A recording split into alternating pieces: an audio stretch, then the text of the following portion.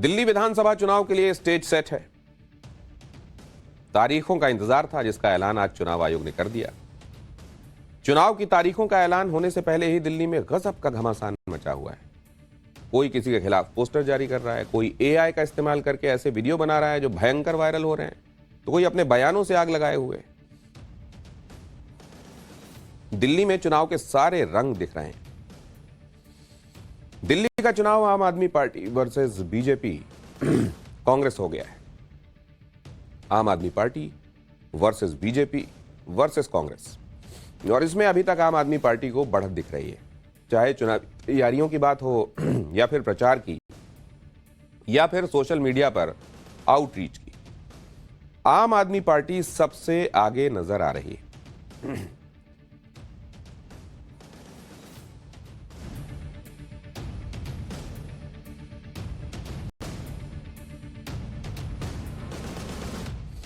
अरविंद केजरीवाल के सामने चुनावी टक्कर में बीजेपी और कांग्रेस की तैयारियां अभी तक फीकी लग रही, लेकिन पिछले कुछ दिनों में बीजेपी ने अपने कैंपेन को रफ्तार दी। पीएम मोदी ने खुद दिल्ली चुनाव में प्रचार की कमान संभाल ली, जिससे बीजेपी का जोश भी, कार्यकर्ताओं का जोश भी हाई है। दिल्ली में सबसे कमजोर हालत में कांग्रेस दिख रही है। कांग्रेस के सबसे बड़े चेहरे राहुल गांधी अभी तक दिल्ली चुनाव की हलचल से गायब है। अब जबकि चुनाव की तारीखों का ऐलान हो गया है, तो उम्मीद है कि राहुल गांधी भी दिल्ली में एक्टिव होंगे और फिर मुकाबला और दिलचस्प होगा। आज ही चुनाव आयोग ने दिल्ली में चुनावी प्रक्रिया से जुड़ी तारीखों का ऐलान किया, जिसके मुताबिक 10 जनवरी को चुनाव का नोटिफिकेशन जारी होगा और इसके बाद आचार संहिता लागू हो जाएगी।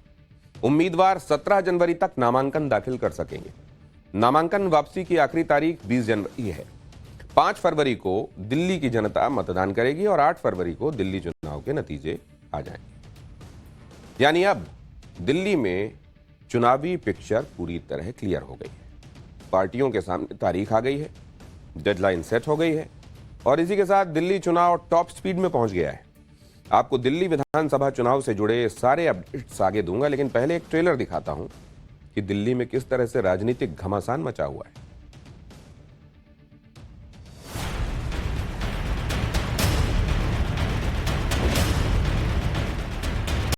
दिल्ली का चुनाव एक तरह से दिल्ली के लोगों के लिए त्योहार की तरह होता है। हम लोग नाचते हैं, झूमते हैं, सेलिब्रेट करते हैं।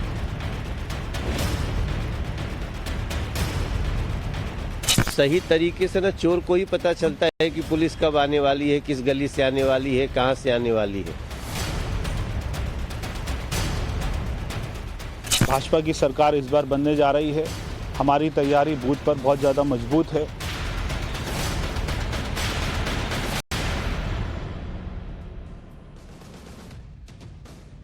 आज दिल्ली चुनाव की तारीख का ऐलान हुआ और आज ही आम आदमी पार्टी ने अपने इलेक्शन कैंपेन का ऑफिशियल थीम सॉन्ग भी रिलीज कर दिया। आम आदमी पार्टी ने चुनाव के थीम सॉन्ग के लॉन्च के लिए शानदार कार्यक्रम का आयोजन किया था।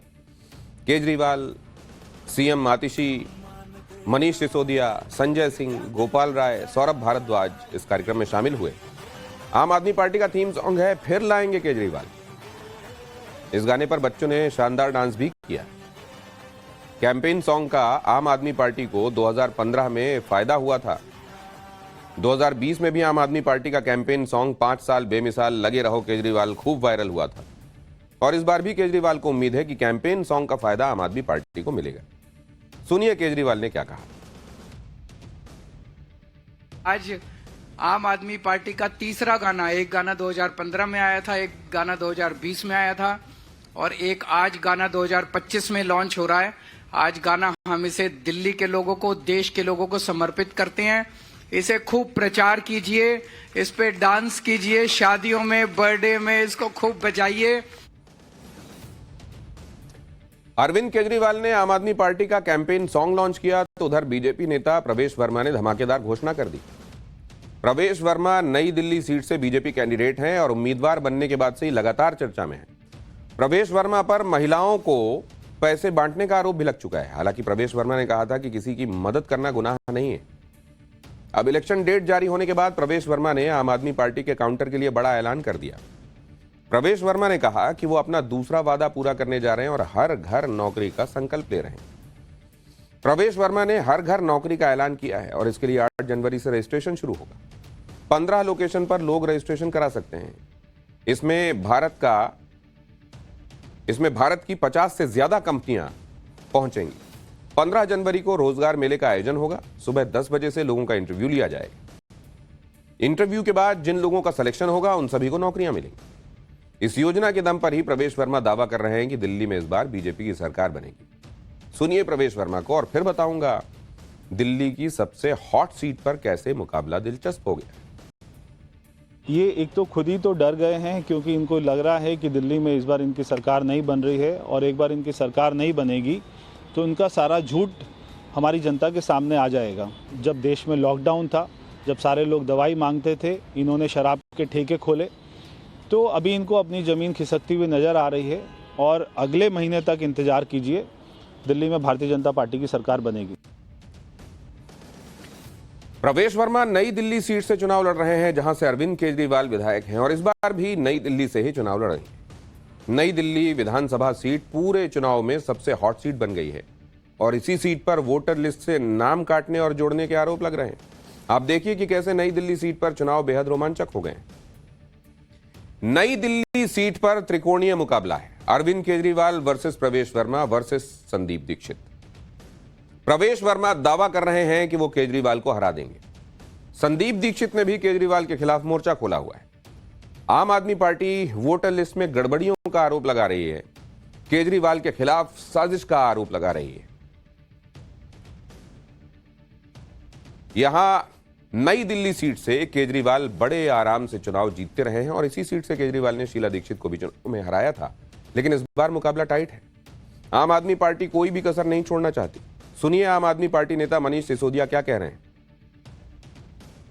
कैसे ये हो रहा है कि जो लोग दिखाए जा रहे हैं कि इन्होंने किसी का वोटर लिस्ट से नाम कटाने के लिए नाम दिया, वो लोग ही गायब हैं, वो लोग ही नहीं हैं।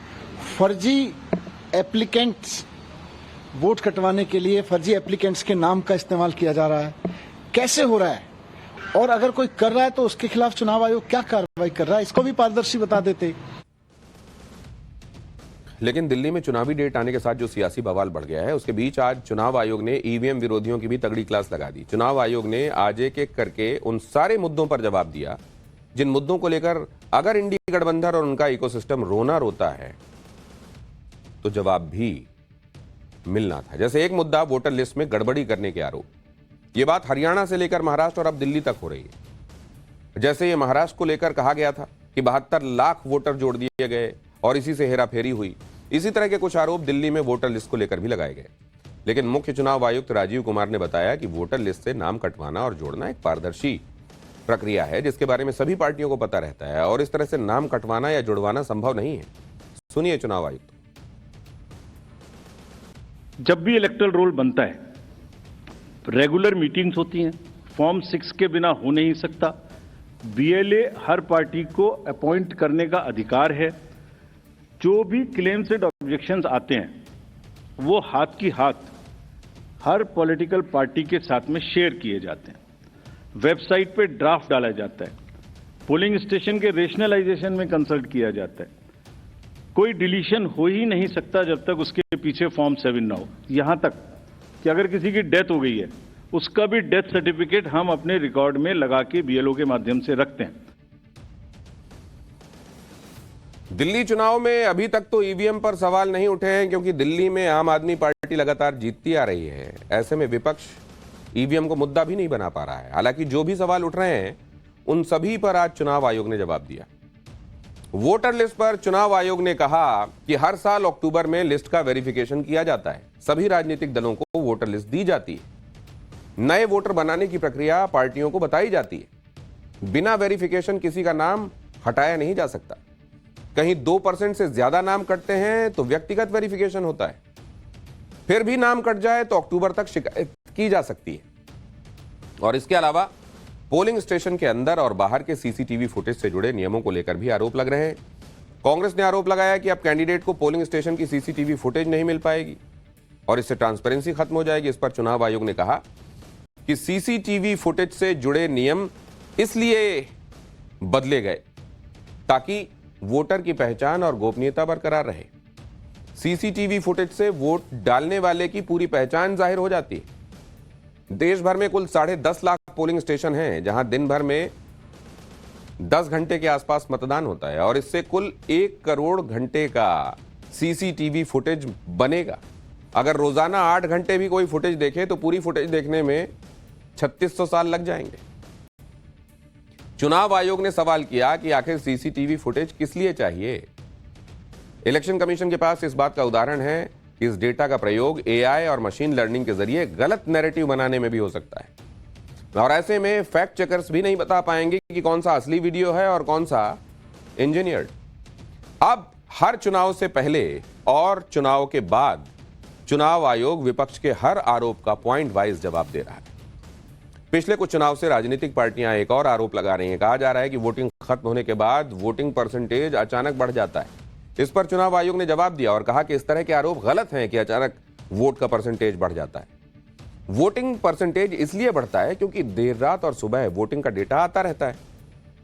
पोलिंग एजेंट्स लगातार पोलिंग बूथ के अंदर होते हैं। मतदान की पूरी प्रक्रिया पोलिंग एजेंट के सामने होती है। वोटिंग खत्म होने पर सभी पार्टियों के पोलिंग एजेंट्स को फॉर्म 17 दिया जाता है और इसमें साफ साफ लिखा रहता है कि बूथ पर कितने वोट पड़े और इसके बाद अलग अलग बूथ के रिटर्निंग ऑफिसर वोटिंग का डेटा कलेक्ट करते हैं। फिर उस डेटा को चुनाव आयोग के पोर्टल पर सबमिट किया जाता है। वोटिंग का डेटा लाखों की संख्या में होता है और इसमें वक्त लगता है। सारे डेटा की स्टडी के बाद फाइनल वोटिंग का आंकड़ा जारी होता है। दुनिया में कहीं भी 5 बड़े वोटिंग खत्म होने के बाद फाइनल डेटा नहीं आ जाता। लिहाजा जितनी सारी बातें विपक्षी पार्टियों की तरफ से सवाल के तौर पर उठाई जा रही हैं, उसी तरीके से बिंदुवार हर सवाल का जवाब दिया जा रहा है।